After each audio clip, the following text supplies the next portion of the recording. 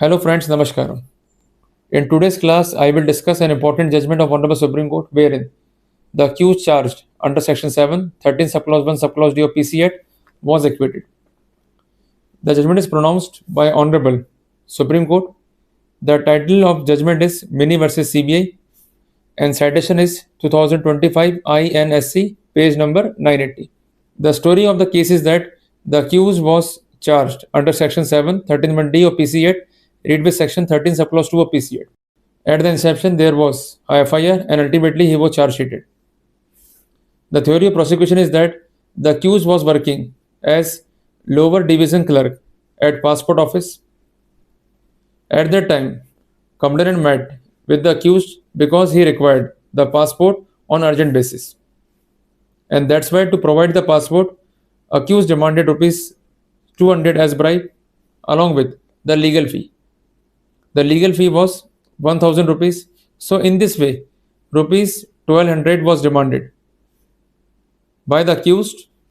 Ultimately, the complainant lost the matter to the concerned CBI, and finally the accused was trapped red-handed while accepting the bribe at his house. In the present case at hand, the accused was charge sheeted as I told you earlier. Finally, he was convicted by Sessions Court. His appeal was dismissed, and finally the matter was submitted to Honorable Supreme Court for adjudication. The prime attack of defense is that in the present case at hand, the complainant turned hostile. As we know that in Prevention of Corruption Act cases, the complainant is the prime evidence. If complainant turned hostile in that scenario, we would have the benefit. But the key point is that the concerned complainant is not the sole factor to decide the fate of prosecution case. Because if we are having the electronic evidence and shadow witness, we have to dilute the scene. Otherwise, we would not be in a position to hit the prosecution effectively. The concerned prosecution used the AI tool to manipulate or fabricate the voice.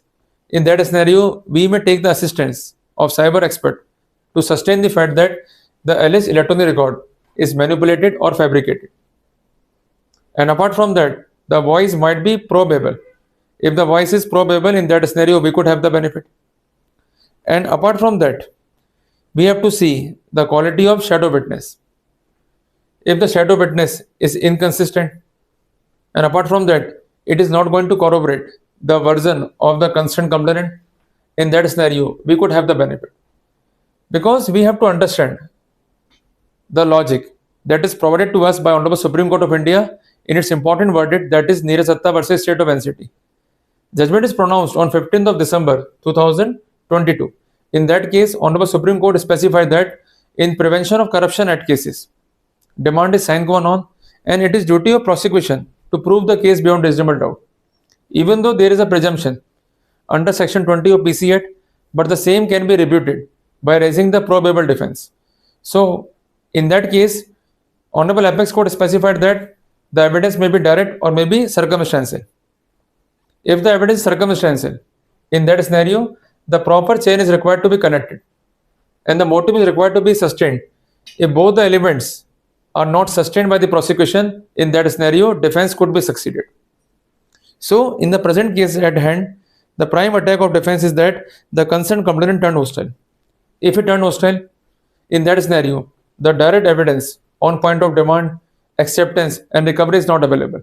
As we know that Honorable Supreme Court specified that demand, acceptance, recovery, sine qua non. So, if the concerned witness turned hostile, the defense could have the benefit, and that's why it is a fit case to draw inference against the prosecution. Number 2. In the present case at hand, the prime attack of defense is that the accused is convicted on the ground of recovery and acceptance. As we know that the recovery and acceptance cannot be a sole ground to convict the accused. Demand is required to be proved even though there is recovery, even though there is acceptance, but demand is not proved. In absence of demand, the accused could not be convicted. So, the concerned prosecution tried its best to convince the Honorable Court that in absence of effective ingredients, the conviction of accused is nothing but abuse of process. The third point of attack is that the statement given by accused under Section 313 CrPC entirely explain the incriminations. As we know that the burden is on the prosecution, not on the accused. Accused has to raise the probable defense. That is very important point. So he not only explained the circumstances, but by putting his effective stand on the record, he submitted that no ingredients are satisfied. In that scenario, he deserves the benefit. Apart from that, the attack of defense is that the concerned complainant had compromised the material fact. He communicated with the accused, but through his advocate, who internally wants the passport on expedient basis. And later on, a plan was hatched, and finally, complainant communicated with the accused. And finally, along with the legal fee, that is rupees 1000, bribe amount, that is rupees 200, is given. So basically, it is a mixed amount, wherein we are having four currency note: 500, 500, 100, and 100. So when the currency note are mixed up, in that scenario, even the man of ordinary prudence cannot differentiate between the legal money and the bribe money. So that stand of the concerned accused is going to raise the probable defense.